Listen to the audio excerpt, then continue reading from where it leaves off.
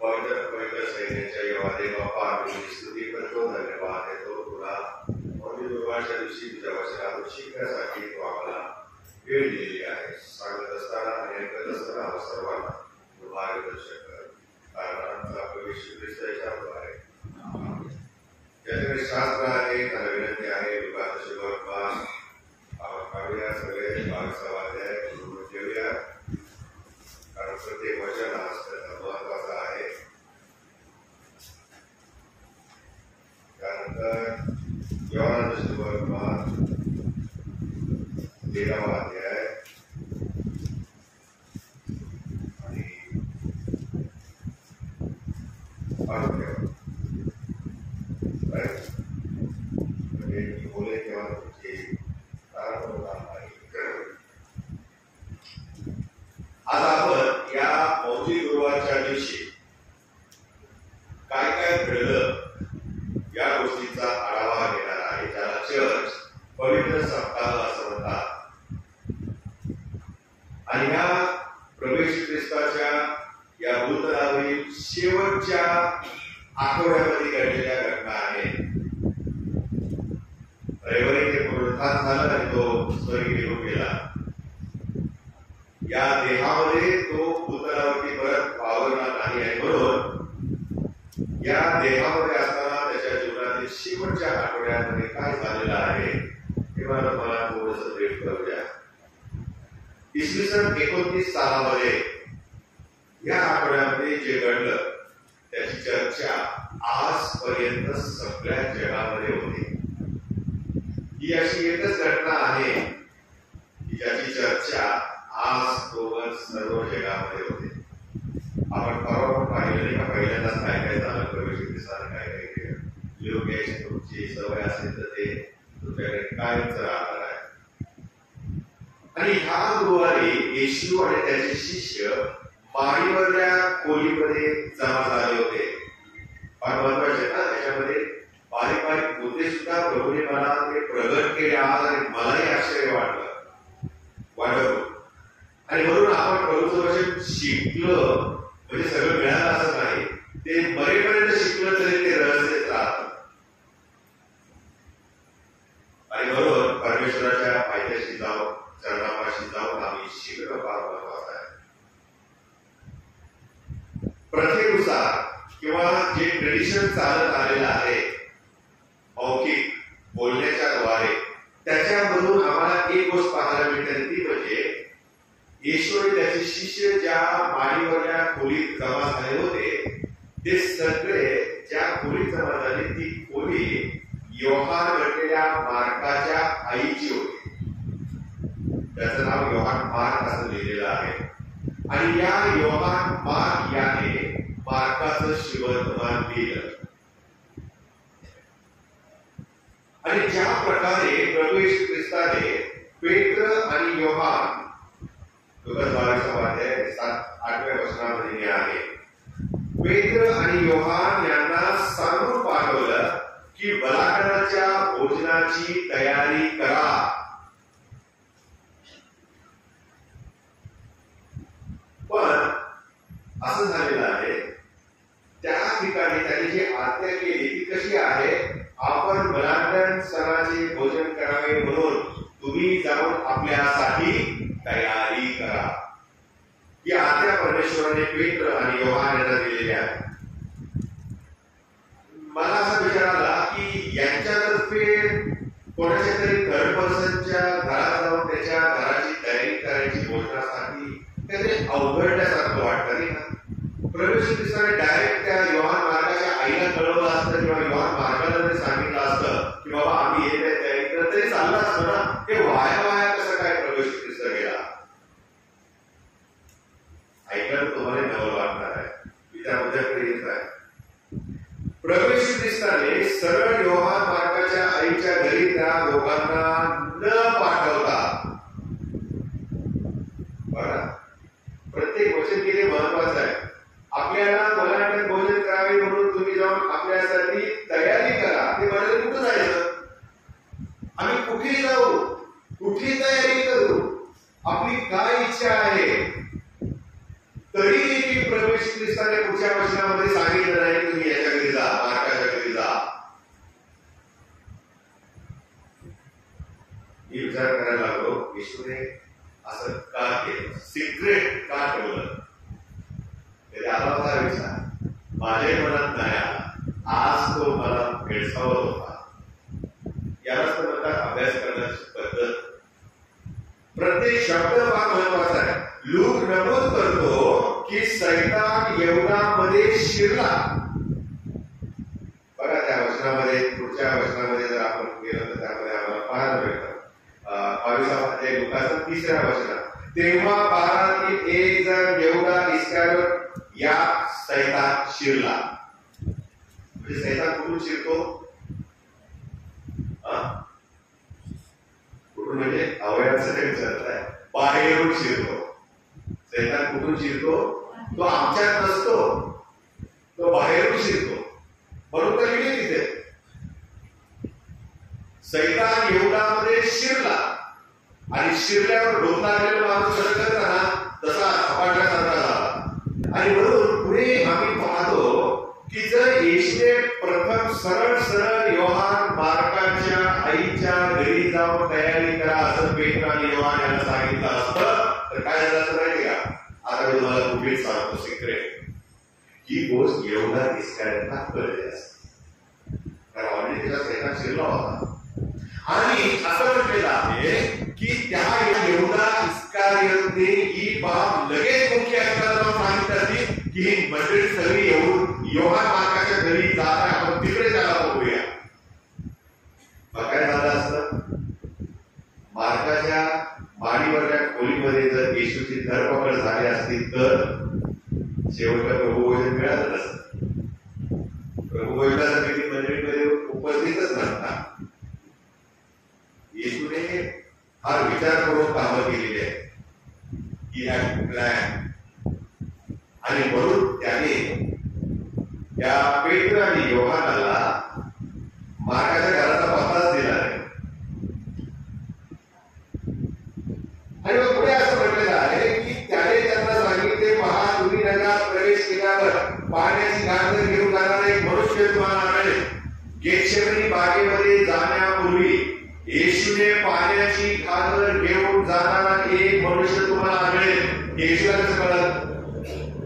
That was also plan. ती पण योजना होती. आणि मग पुढे काय केले माहिती का? तो ज्या घरात जाईल, बघा आता ज्या घरात प्रॉब्लेम होता का येशूला मार्काचं नाव घ्यायला किंवा मार्काच्या आईचं, पण नो ऍड्रेस, लोकेशन दिलंच नाही. येशूने जीपीएस बंद केला. आणि मग असं लिहिलेलं आहे की तो ज्या घरात जाईल त्याच्या मागून जा, त्याच्या मागून जा, पुढे पळू नका, त्याच्या मागून जा आणि त्या घराच्या धन्याला असे सांगा. धन्याला म्हटलं मालकी कोण होते? त्या मार्काच्या घराची त्याची आई होती. पण स्त्रीलिंगी वापरल्यावर येऊनाला लगेच कळेल, कारण ती साधी येतच होते ना तिथं. म्हणून येशूने हे प्रिकॉशन घेतलेलं आहे. मंडळीची सेवा करताना अशा अनेक सिक्रेट्स ठेवावे लागतात, गुपित ठेवावे लागतात, कारण देवाची योजना पुढे चालू राहण्यासाठी. आणि मग आपली योजना पुढे जावी याकरता येशूने सांगितलं धन्य आहे, पुल्लिंगी वापरलेला आहे. आणि तो त्यांना म्हणाला, त्या घराच्या नायकाला असे सांगा, गुरु तुला म्हणतो मला आपल्या शिष्यांस मुलांचे भोजन करता येईल अशी भोजनाची जागा कोठे आहे? मग तो तुम्हाला सजवलेली मोठी माळी दाखवणार. येशूला कसं कळत की त्या मार्गाने किंवा मार्गाच्या आईने माळी सजवून ठेवली आहे? म्हणजे प्रभू येशू ख्रिस्ताने ते सुद्धा प्लॅनिंग केलेलं आहे. आणि अंतर्ज्ञानाने किंवा माहिती नाही, पवित्र आत्म्याच्या द्वारे त्यांना प्रेरणा मिळाली असेल आणि त्यांनी ती माळी सजवली.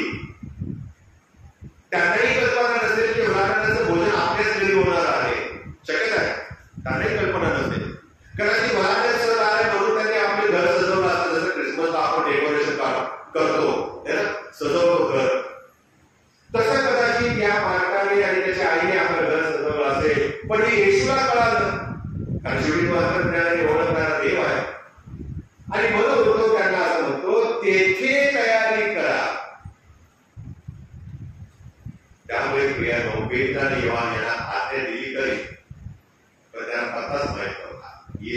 कोडवर्ड वापरला.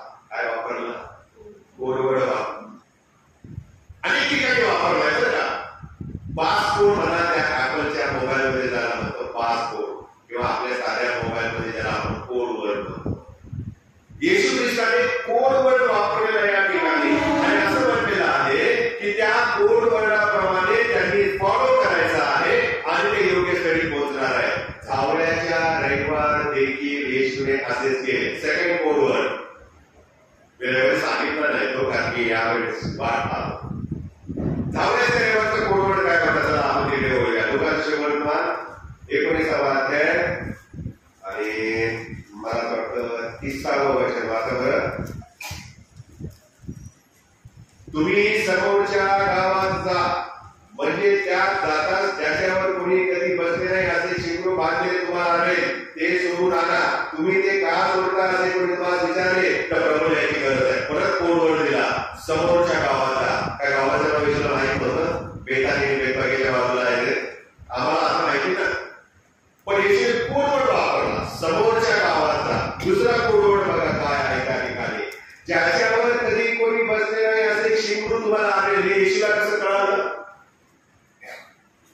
त्याने अंतर्ज्ञानाने ओळखलं होतं, कारण तो देवाचा पुत्र होता.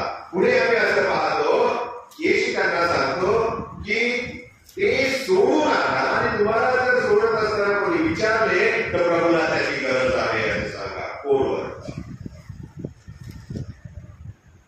म्हणजे येशू ख्रिस्ताने असे अनेक वेळा कोडवर्ड वापरले. सरळ सरळ त्याने मार्गाने शिष्यांना आज्ञा दिलेली नाही. आणि ह्या दोन्ही गोष्टी आम्हाला शिकवतात. म्हणजे माडीवरल्या कोळीचा पत्ता दिला नाही आणि शिंगरू कुठल्या गावात हे सांगितलं नाही. याच्यावरून आम्हाला काय शिकायला मिळतं की येशू ख्रिस्त हा पवित्र सप्ताहामध्ये ज्या घटना त्याच्या जीवनामध्ये शेवटच्या घडणार आहेत ना, तो स्वतः नियंत्रित करत होता आणि तो रिस्क घेऊ पाहत नव्हता. कारण त्याला ठाऊक होतं की एवढा विलंकर माणूस आहे, तो लगेच माझा ठाव ठिकाणा मुख्य याजक आणि पुरुषांना शास्त्रांना कळवेल आणि माझी पुढची योजना आहे ती बाळगेल. आणि म्हणून प्रवेश ख्रिस्ताने पवित्र सप्ताह स्वतःच्या ताब्यात ठेवलेला आहे. जाणून बुजून या घटना त्याने घडवून आणलेल्या आहेत. आणि बरोबर आपण वनांतन सणाकडे आता वळणार आहे. आणि मग असं दिलेलं आहे की ज्या दिवशी वनांतनाचा 7वं वचन 22वा अध्याय, ज्या दिवशी वनांतनाचा यज्ञ पशु आराधण्याचा तो बेकमीर भाकरीचा दिवस आला. प्रभू येशू ख्रिस्त आणि शिष्य हे सगळं यहुद्यांच्या बरोबर यरुशलेमला गेलेले आहेत आणि यरुशलेम शहरामध्ये वनांतन सण साजरा करण्यासाठी ते निघालेले आहेत आणि त्या वाडीवरच्या खोलीत ते पोहोचलेले आहेत. प्रियानो, यहुद्यांच्या आध्यात्मिक जीवनामध्ये आणि सामाजिक जीवनामध्ये वनांतन सणाला फार महत्व आहे, अनन्यसाधारण महत्व आहे. कारण वनांतन सण हा यहुद्यांसाठी फारोच्या गुलामगिरीतून देवाने त्यांना मुक्त केले याचं प्रतीक आहे. आणि माझ्या बाहुबलाने, माझ्या सामर्थ्याने, पराक्रमी बाहुनी मी कसं यहुद्यांना बाहेर काढलं हे पिढ्या पिढ्या सगळ्यांना कळावं म्हणून देवाने स्वतः त्यांना ही आज्ञाच लावून दिली की हा वनांतन सण तुम्ही पिढ्या पिढ्या पाळावा. मोशेने इस्रायल किंवा यहुदी लोकांना सोडून द्यावं म्हणून फारोकडे अनेक वेळा, एकदा नाही दोनदा नाही तीनदा अनेक वेळा याचना केली. पण फारोने काही त्या मोशेचं ऐकलं नाही. यहुद्यांना काही त्याने आपल्या देशी कनान देशी जाऊ दिलं नाही. आणि म्हणून परमेश्वराने त्यांच्यावर 10 पिढ्या पाठवल्या. शेवटची पिढ्या जी होती ती ही होती की त्या प्रत्येक घरामध्ये ज्याच्यावरती भरलेल्या कोकणाचं रक्त नाही त्या प्रत्येक घरावरून देवाचा आत्मा जेव्हा ओलांडून जाईल, ज्याच्या घराच्या बाह्यपट्टीला चौकटीला भरलेल्या कोकणाचं रक्त नसेल त्यातला पहिलं जन्मलेलं होते पुरुष, मग ते कुटुंबामध्ये असो किंवा पशु पक्ष्यांच्या मध्ये असो, जे काही प्रथम जन्मलेलं आहे ते मरण पावेल. शेवटची पिढा होती आपली. आणि असं म्हटलेलं आहे त्या भयानक रात्री प्रियानो, यहुदी सगळे देवाच्या वचनाप्रमाणे आज्ञेप्रमाणे मोशेच्या द्वारे जे त्यांना सांगितलं त्याप्रमाणे त्यांनी वध केला कोकऱ्याचा आणि आपल्या घराच्या शेजारी बाजारी सगळे मिस्त्री लोक होते. आणि मग जेव्हा देवाचा आत्मा त्या मध्यरात्री त्या प्रत्येक घरावर ओलांडून जाऊ लागला, मी कधीतरी इजिप्तला गेला, मी सहज आकाशात पाहतो. प्रभूचा आत्मा इथून गेला असेल का, देवदूत येथून गेले असतील का, माहिती नाही कुठल्या भागामध्ये ते होता. पण बियाणं ही सत्य परिस्थिती आहे. तिथल्या लोकांना पण विचारलं ते म्हणतात हो दिसत आपण आकाश. आणि म्हणून आम्ही पाहतो की इस्रायलला किंवा यहुदी लोकांना फार जाऊ दिलं नाही, परवानगी दिली नाही. आणि म्हणून देवाने त्याच्यावर अशी भयानक पिढा आणली. आणि मग ओलांडून जेव्हा ते देवाचा आत्मा गेला आणि ज्याच्या बाह्य पट्टीला रक्त लावले नव्हतं त्याच्या घरातील प्रथम जन्मलेले मरण पावले. शेजारच्या घरामध्ये विसऱ्याचा हाहाकार उडलेला आहे, रात्री आक्रोश चाललेला आहे, पण येवढ्यांच्या घरामध्ये आनंद आहे. हे याची आठवण राहावी म्हणून देवाने त्यांना वलांगण सण पाळण्याची आज्ञा दिली. तिन्ही पिढ्या. हे वलांगणाच्या सणाचं भोजन काय आहे, मला तुम्हाला त्याच्याकडे देऊया. वलांगण सणाचं भोजन देखील एवढ्यांचा पावने केलेला क्षण आणि देवाने त्याच्या सामर्थ्याने त्यांची केलेली सुटका यांचं प्रतीक आहे. त्या भोजनाची पद्धत, त्या भोजनामध्ये असलेले खाद्यपदार्थ, प्रत्येक गोष्ट मॅटर, प्रत्येक गोष्ट फार महत्व आहे. त्याच्याकडे तुम्हाला थोडा वेळ होता. कोकरा वलांगण सणाच्या दिवशी कोकरा अर्पण केला जात असे. त्याचे पण काही नियम देवाने लावून दिले होते. वेळेच्या अभावी मी काही सगळे नियमावली काही सांगणार नाही, परंतु अर्पण करण्याचा जो कोकरा आहे त्याला पास म्हणतात. काय म्हणतात? पास. पास. आणि अँकर जे अँकर आहे त्यांच्या चर्चमध्ये आम्हाला पास्कल लॅम्प असं येशूला म्हटलेलं आपल्याला पाहायला मिळतं. आणि पुढे आम्ही पाहतो की या विश्राममधून परमेश्वराने त्यांची मुक्तता केली आणि त्या मुक्ततेला देखील पास असं म्हटलेलं आहे. आणि पुढे आम्ही पाहतो की या वलांगणाच्या भोजनाला देखील त्या भाषेमध्ये पास असं म्हटलेलं आहे. आणि म्हणून येशूला पास्कल लॅम्प, वधा वयाचा कोकरा असं म्हणण्यात येतं. दुसरी गोष्ट आहे वलांगणाच्या स्तरामध्ये या 7व्या वचनामध्ये आम्ही पाहतो बेखमीर भाकरीचा दिवस आला. आणि या बेखमीर भाकरीला दुःखाची भाकरी असंही म्हटलं जातं. कारण या यहुदी लोकांना मोशेच्या द्वारे देवाने आज्ञा केली होती, आज रात्री तुम्हाला मिसळ सोडायचा आहे. आणि त्यामुळे खाली मागे घालून बसणे किंवा तिथं बसणे त्यावेळेची पद्धत असायची. दोन फुगे मागे पण असे अरे रेल्वे बसणे जेवायचे असे लोड असायचा. लोडवर असा हात कर कधी काही हॉटेल्समध्ये तुम्हाला ही पद्धत आवडते पाहायला मिळेल. आणि असं म्हटलेलं आहे की देवाने त्यांना आज्ञा केली होती की तुम्हाला उभ्या उभ्या भाकर खायची आहे, तुम्हाला वेळ घालवायचा नाही.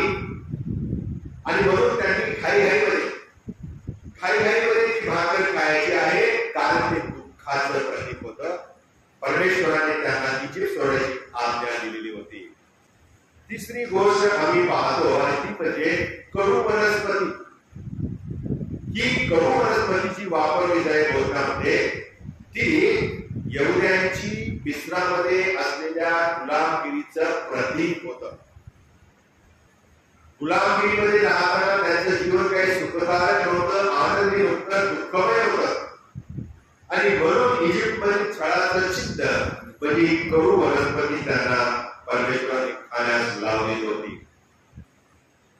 चौथी गोष्ट आहे आणि ती म्हणजे हिरवी वनस्पती, पालेभाजी. आणि असं म्हटलेलं आहे देवाने त्यांना आज्ञा केली होती ही जी हिरवी वनस्पती आहे ती खारट पाण्यामध्ये रुळवली जाईल. आणि खारट पाणी हे देवाच्या लोकांचे गुलामगिरीत असतानाचे चिन्ह मानले जाते. पुढे 5वी गोष्ट आहे आणि त्याला हारोसेत असं म्हटलेलं आहे, ज्याच्यामध्ये सफरचंदाचे तुकडे केलेले असत, इतर फळांचे तुकडे असत आणि त्यामध्ये द्राक्षरस मिक्स केला जात असे आणि त्याचं सेवन केलं जात असे. थोडक्यात आज आपल्या हॉटेलमध्ये फ्रूट सॅलेड मिळतं ना किंवा फ्रूट पंच मिळतं ना, तो प्रकार. परंतु तो फ्रूट मध्ये जो होता तो इतका सॉलिड होता की त्याचा उपयोग पिरॅमिड बांधताना त्यांनी सिमेंट म्हणून केला. सिमेंट म्हणून केलेला आहे.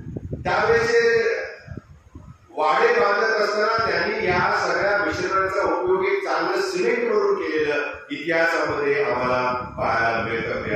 अशा प्रकारे प्रभू येशू ख्रिस्ताने देवबापाने त्यांना वलांडणाचं भोजन साजरा करत असताना भोजनाची व्यवस्था कशी करायची हे सांगितलं. 6वा मुद्दा आहे द्राक्षरस. वलांडणाच्या भोजनामध्ये द्राक्षरस असायचा आणि या द्राक्षरसाचं सेवन 4 प्रकारे केलं जायचं. पहिला प्रकार आहे उपकार स्थिती म्हणून सेवन केलं जात असे. परमेश्वराने आम्हाला विसरातून, गुलामगिरीतून, छळातून, दुःखातून बाहेर काढलं. देवाचे आभार मानण्यासाठी वलांडणाचं भोजन. नाताळचं भोजन आम्ही का खातो? स्पेशल करून का खातो? किंवा स्पेशल हॉटेलमध्ये जाऊन स्पेशल डिश का खातो? सण आहे म्हणून नाही. परमेश्वराने माझ्या तारणासाठी येशूला पाठवले, त्याचा आनंद साजरा करण्यासाठी आम्ही जेवण करतो नाताळला. दुसरी गोष्ट आम्ही पाहतो वलांडणाच्या भोजनातील द्राक्षरसाची ती म्हणजे त्या सेवनाच्या द्वारे इतरांनाही कळावे की हे आनंदोत्सव का करत आहे. Why they are partying. त्यांच्या घरामध्ये सेलिब्रेशन का होत आहे.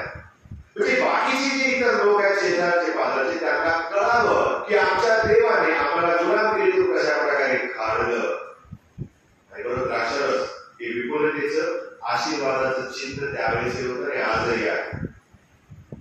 तिसरी गोष्ट आहे द्राक्षरसाची सेवनाची रीती म्हणजे परमेश्वराने आम्हाला विस्तारातून काढून आशीर्वादित केलेला आहे आणि दुधामधाच्या प्रदेशामध्ये आणलेला आहे. त्या कनान देशामध्ये आणलेला आहे. हे आशीर्वादाचं चिन्ह आहे आणि म्हणून ते एन्जॉय करतात.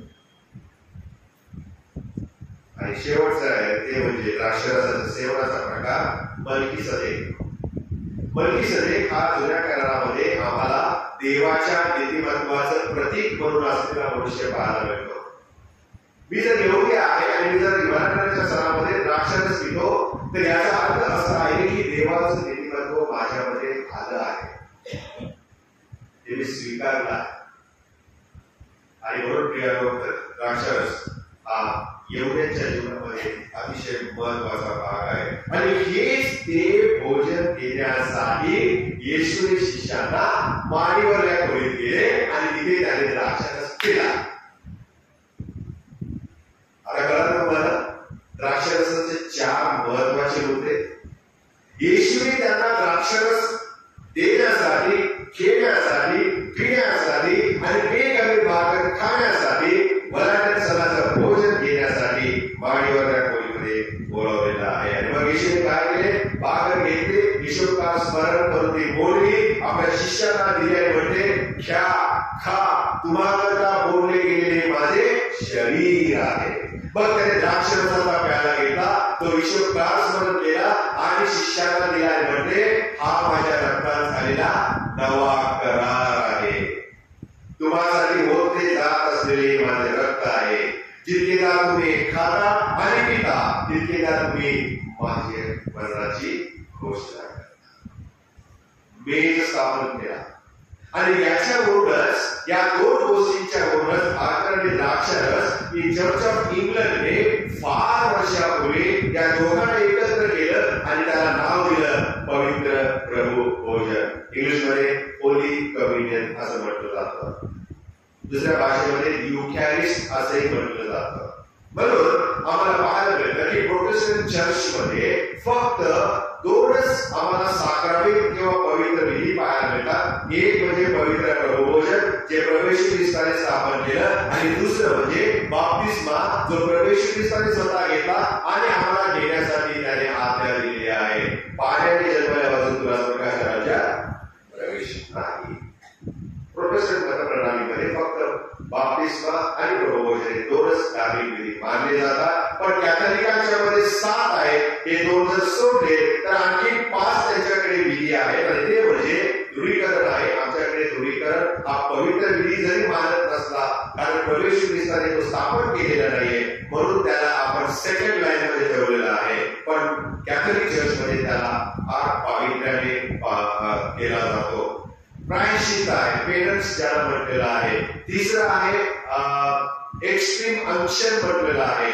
आणि चौथा आहे पवित्र आज्ञा. आणि पाचवा आहे त्याच्याकडे विवाह, मॅरेज. हे ते फार पवित्र मानतात. महत्वाचं हे आहे की येशूने या भोजनामध्ये वलांडण सणातून 2 गोष्टी घेतलेल्या आहेत. मी तुला बऱ्याच गोष्टी सांगितल्या. त्याने हिरवी वनस्पती नाही घेतली, कडू वनस्पती नाही घेतली, त्याने 2च गोष्टी घेतलेल्या आहेत. कारण वलांडण सणात देवाची लेकरं, देवाने त्यांना मिश्रणातून बाहेर काढले, देवाने त्यांना मुक्त केले, दुसऱ्या शब्दात तारण दिले, म्हणून ते आनंदोत्सव साजरा करतात. आणि आज आम्ही या पवित्र मिश्रणामध्ये सहभागी होत असताना प्रभूने मला शैतानाच्या गुलामीतून मोकळं केलं, तारण दिलेलं आहे, म्हणून मी आनंद करतो, म्हणून मी आनंद करायचा आहे. शैतानाच्या गुलामीतून येशूने सर्व माणसांना मुक्ती दिलेली आहे. त्यावेळेस जुन्या करारामध्ये पहिला वलांडण सण जो झाला हा पुढे येणाऱ्या आणि होणाऱ्या येशूच्या वलांडणाच्या सणाचे ते प्रतीक ठरले. प्रभू येशू स्वतःच या वलांडणाच्या सणाच्या दिवशी वलांडणाचा कोकरा म्हणून त्या वधस्तंभावरती अर्पण केला गेला. त्याचा वध झाला, त्याचं शरीर खिळलं गेलं, त्याचं रक्त त्याने सांडलेलं आहे. पवित्र बलिदानाचं प्रतीक म्हणजे जुन्या करारातील पहिला वलांडण सण आहे. या दिवशी प्रभू येशू ख्रिस्त मरण पावला. तुम्ही जर बाहेर वाचला तर तुम्हाला असं म्हणत होतो की या जगातील स्वकीयावर त्याचे प्रेम होते ते त्याने शेवटपर्यंत केले. शेवटपर्यंत केले. प्रभू येशू ख्रिस्ताने आम्हाला एकमेकांच्यावर प्रेम करावं ही शिकवण दिलेली आहे. ते पण कुठपर्यंत करावं? एवढ्या करत त्याला तगावास होणार होता, धोका देणार होता, पण त्या एवढ्या एस्कारच्या शेवटापर्यंत येशूने त्याच्यावर प्रेमच केलं. म्हणून तसं लिहिलेलं आहे, शेवटपर्यंत त्याने प्रेम केलेलं आहे. आणि मग लगेच दुसरं वचन येतं, शिवणाचा पुत्र एवढा एस्कार याच्या मनात त्याला धरून द्यावे असे शैतान घालून चुकला होता. आणि येशू ख्रिस्त त्या ठिकाणी बसलेला आहे. आणि म्हणून त्या अगोदर येशूने ही वेळ शिष्यांच्या करता बाजूला काढली. बिझी शेड्यूल मध्ये प्रियानो आम्हाला पाहायला मिळतं सोमवार पासून कशा प्रकारे प्रभू येशू ख्रिस्त कार्य करत निघालेला आहे. आणि ह्या बिझी शेड्यूल मध्ये त्याने आपल्या प्रिय या शिष्यांना एकत्र आणलेलं आहे. आणि एकत्र आणून त्यांना महत्वाची शिकवण दिलेली आहे, पवित्र सहभागितेची स्थापना केलेली आहे. आणि मग तो असं म्हणाला, योहानाचा सुसमाचार 13:34 वचनामध्ये, मी तुम्हाला नवी आज्ञा देतो की तुम्ही एकमेकावर प्रीती करावी. जशी मी तुम्हाला प्रीती केली तशी तुम्ही एकमेकावर प्रीती करावी. कसं शक्य आहे? अरे जे शिष्य येशूच्या स्वर्गाच्या राज्यात उजवीकडे कोण आणि डावीकडे कोण, मला पहिलं स्थान मिळते का तुला पहिलं स्थान मिळते, जाऊ दे आम्हाला भाव आहे याला पुढे जाऊ दे, मी नंतर जाईल, ही जुळत लागलेली आहे, एकमेकाच्या जीवावरती उठलेले आहे. आणि अशा शिष्यांना तो येशू सांगत आहे की मी तुम्हाला नवी आज्ञा देऊन ठेवतो की तुम्ही एकमेकावर प्रीती करा. जशी मी तुमच्यावर केली तशी तुम्ही एकमेकावर प्रीती करा. कारण हे शिष्य वाद घालत होते. काल आपण ऐकले भांडण, तंटाने वाद, कोण करतात, कशाला करतात, काय पाहिजे, आणि असं झालं की आम्ही काय करायला हवं. आपल्या चर्चा ग्रुपवर लिंक टाकलेली आहे. नियमशास्त्रामध्ये आपल्याला यापूर्वीच आज्ञा दिली आहे. काय दिली आज्ञा? जशी आपल्यावर तशी आपल्या शेजारी, आपल्यावर शेजार. मग आता येशू ख्रिस्त नवी आज्ञा काय देत आहे मी विचार करायला लागलो. येशूने एकमेकांच्या प्रीती करा ही जी आज्ञा दिली तिला प्रभुभोजनापासून आपल्याला विभक्त करता येत नाही. आम्ही सारी मंडळी त्या प्रभूच्या मेजाजवळ जेव्हा जमा होतो तेव्हा त्याचा अर्थ असा आहे, आमचं एक आहे. काय आहे? आमचं एक आहे. बाहेर गेल्यावरती 100 नाही व्हायचं, आम्ही एक आहोत, प्रभू आहोत. आणि म्हणून ज्या रात्री यहुदाने येशूचा विश्वासघात केला त्या रात्री प्रभू येशूने स्वतःच्या शरीराच्या आणि रक्ताच्या होणाऱ्या बलिदानाच्या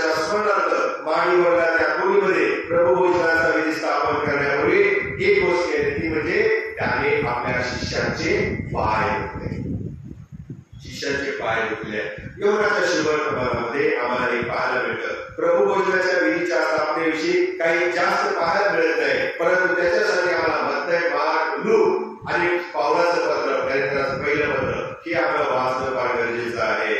आणि योहानाच्या शेवटपणा, पवित्र सहभागिता, प्रभुवचनाचा विधी, येशूच्या प्रत्येक कार्यातून त्याने शिकवण्याचा आणि दाखवण्याचा प्रयत्न केलेला आहे. आणि ही सगळी कार्य म्हणजे मौलिक गुरुवारीच्या घटना घडलेल्या आहेत, त्यातून प्रभूच्या बेजापर्यंतच्या वेळेपर्यंत येशूचे शब्द, येशूने स्थापन केलेला विधी हा सगळा त्याने लिहिलेला नाही, तो दडवून ठेवलेला आहे.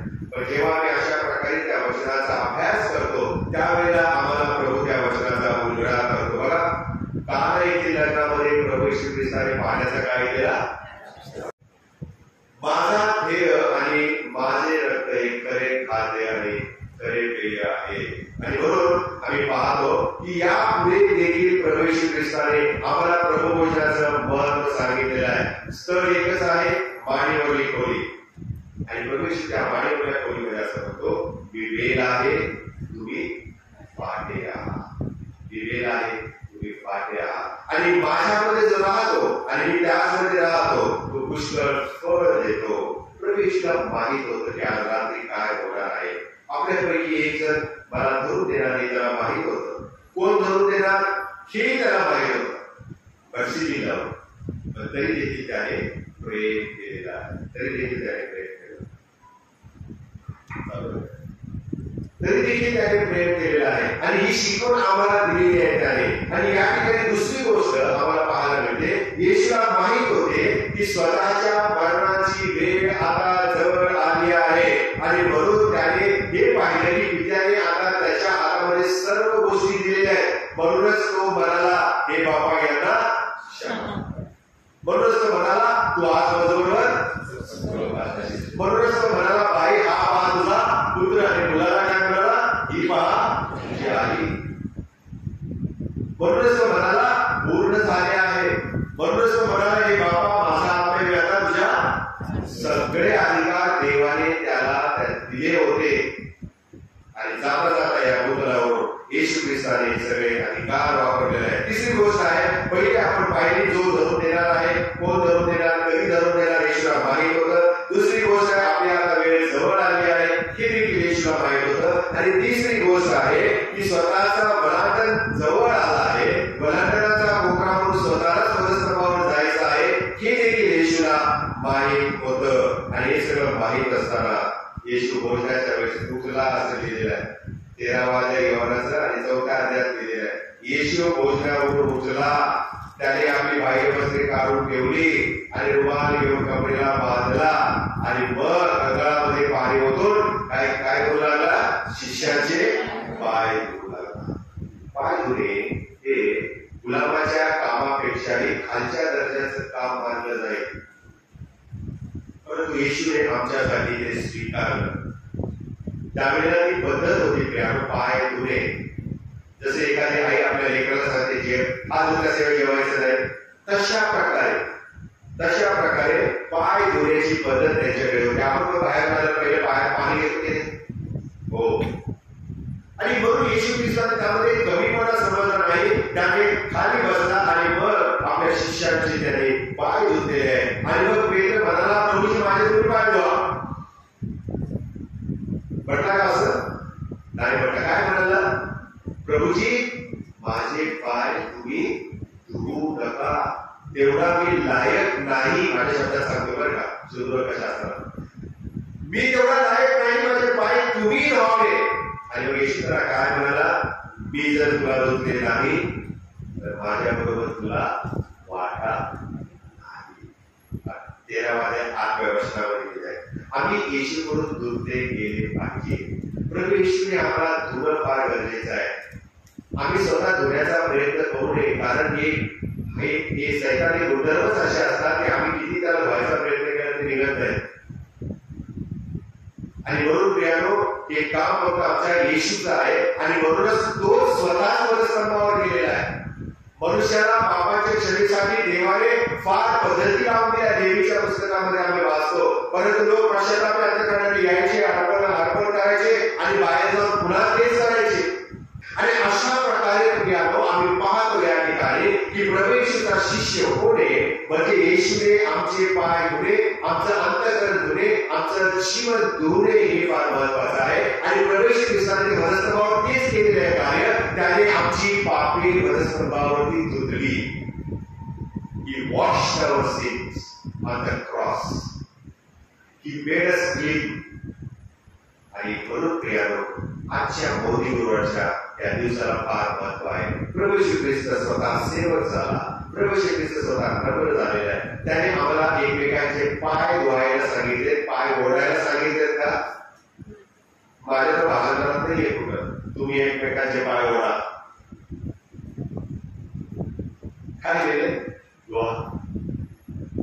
ओढण्यापेक्षा धुण्यामध्ये फार महत्व आहे. त्याच्यामध्ये सेवक पण आहे, नम्रता आहे, स्वर्गीय आशीर्वाद आहे.